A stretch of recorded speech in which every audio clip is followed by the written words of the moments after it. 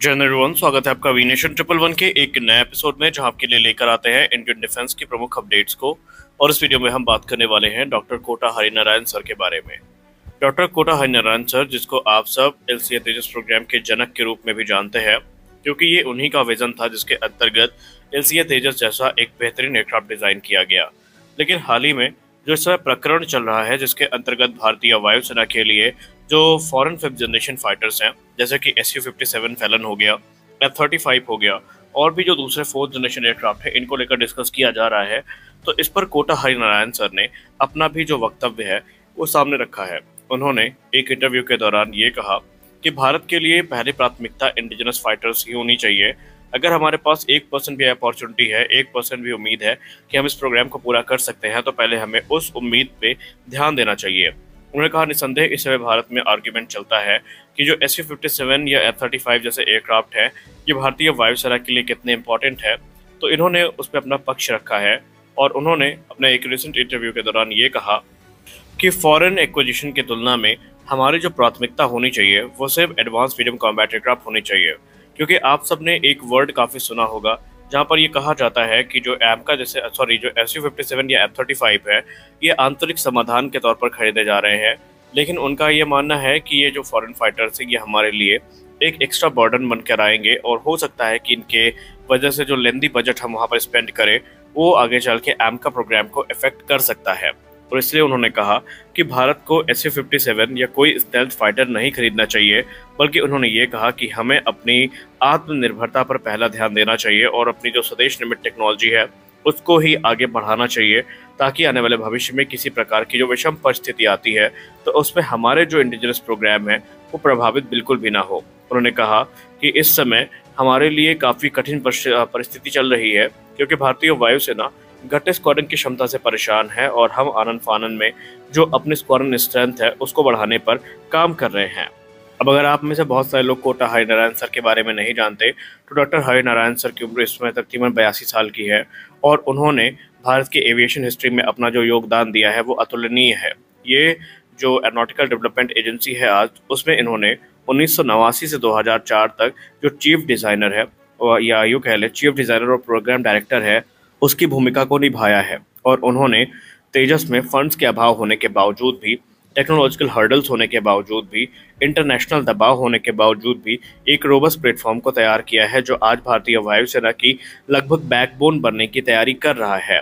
और उन्होंने अपने इंटरव्यू के दौरान ये भी कहा कि जो फाउंडेशन वर्क है इस समय फ्यूचरिस्टिक जेट का, ये ऑलरेडी पड़ चुका है। ज़रूरत ये है कि हमें अपना ध्यान एकाग्र करना है और जो भी इनोवेशन किए जा रहे हैं वो आत्मनिर्भरता को सुनिश्चित करे, इस पर हमारा ध्यान होना चाहिए। रही बात SU-57 की, तो निसंदेह ये एक सुपर मनोरेबल स्टेल्थ फाइटर है और ये अपने एडवांस थ्रस्ट वेक्टरिंग इंजन्स के लिए और सेंसर फ्यूजन के लिए जाना जाता है। और इस समय भारतीय वायुसेना अपनी घटती स्क्वाड्रन की क्षमता में इसको एक तत्काल समाधान के तौर पर देख रही है। लेकिन यहाँ पर एक और चीज़ है, वो आपको देखनी होगी कि मॉस्को इस समय इस डील को फाइनलाइज करने के लिए हर यथासंभव प्रयास कर रहा है।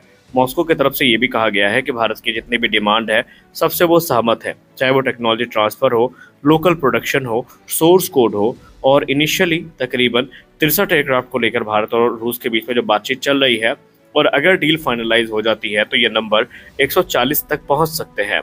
हालांकि भारत पहले इस प्रोग्राम का आधिकारिक तौर पर हिस्सा भी था, लेकिन उस समय उद्देश्य दूसरे थे। उस समय भारत इस प्रोग्राम को शुरुआत से ज्वाइन किया था, लेकिन 2018 में तकरीबन $300 मिलियन की इन्वेस्टमेंट करने के बाद भी भारत को वापस आना पड़ा। उसमें इसकी परफॉर्मेंस के कंसर्न थे और स्टेल्थ के कंसर्न थे, और इसके लिए रूस और भारत के बीच में आम सहमति नहीं बन पा रही थी।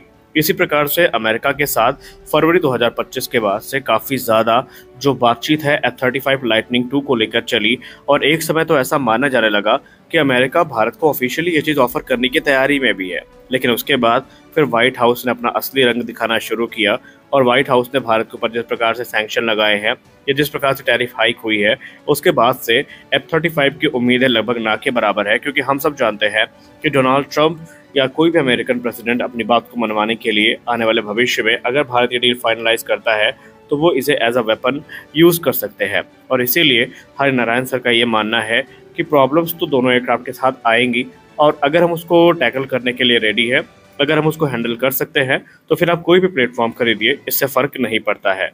लेकिन डॉक्टर हरिनारायण सर ने कुछ प्रमुख चीज़ें हैं जिनको पॉइंट ऑफ किया है। उन्होंने कहा कि इस समय अगर आप SU-57 की बात करते हैं तो हरिनारायण सर का मानना है कि ये अभी इमेच्योर स्टेल्थ कोटिंग और लिमिटेड प्रोडक्शन स्केलेबिलिटी से जूझ रहा है। इसके अलावा जो रशियन सप्लाई चेन और सैंक्शन की पे रिस्क है वो काफ़ी ज़्यादा बना हुआ है।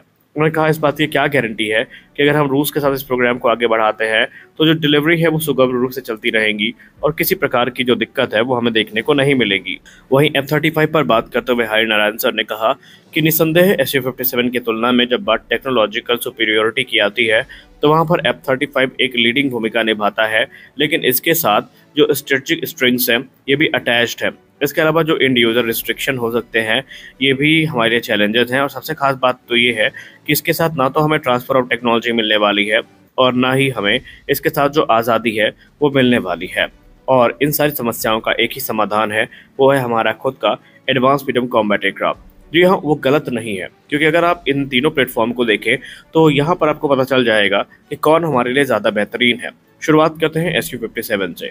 SU-57 की जो की स्ट्रेंथ है वो इसकी agility, powerful engine, sensor fusion और हाइपरसोनिक वेपनरी है। वहीं इसमें कुछ कमियां भी हैं जो भारत के लिए एक निर्णायक भूमिका निभा सकती हैं। इसमें अभी इनकम्प्लीट स्टेल्थ है, यानी स्टेल्थ के लिए ये अपना उतना नहीं जाना जाता।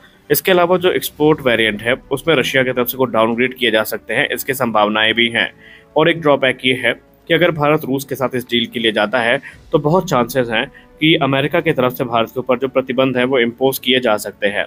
यूनिट कॉस्ट की बात करें तो ऐसा माना जाता है कि जो इंडियन यूनिट होगी वो 80 से लेकर $100 बिलियन के बीच में होगी, और ये चीज़ें फिलहाल दूसरे कंपेटिटर की तुलना में तो थोड़ी सस्ती है।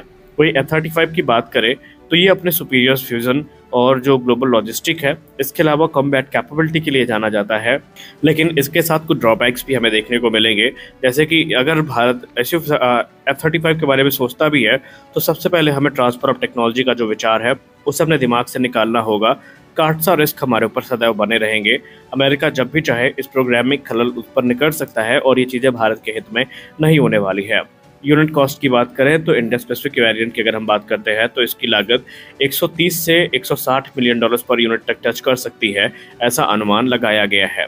वहीं एमका की बात करें तो ये इंडिजिनस डिज़ाइन है और इसमें स्टेल्थ भी काफ़ी इम्प्रूव करी गई है। और हालांकि इसमें ड्रॉबैक तो ये है कि ये डेवलपमेंटल डिलेज से जूझ रहा है, इस पर डिले बहुत ज़्यादा देखने को मिली है। लेकिन अगर यूनिट कॉस्ट की बात की जाए तो ये 60 से 80 मिलियन डॉलर पर यूनिट की कॉस्ट करेगा भारत को, जो कि भारत के लिए फिलहाल सबसे जो कॉस्ट इफेक्टिव ऑप्शन है वो बनता जा रहा है। तो कोटा हरिनारायण सर ने यह भी कहा कि अगर भारत इन सारे लॉजिस्टिकल चैलेंजेस को टैकल कर सकता है, हमारे पास इस समय ऐसी परिस्थितियां हैं, तो ही हमें जो दूसरे एयरक्राफ्ट हैं उनके तरफ देखना चाहिए। तो आप कोटा हरिनारायण सर की बात से कितना सहमत हैं, आप ज़रूर बताएं। मिलते हैं अगले वीडियो में, तब तक के लिए जय हिंद।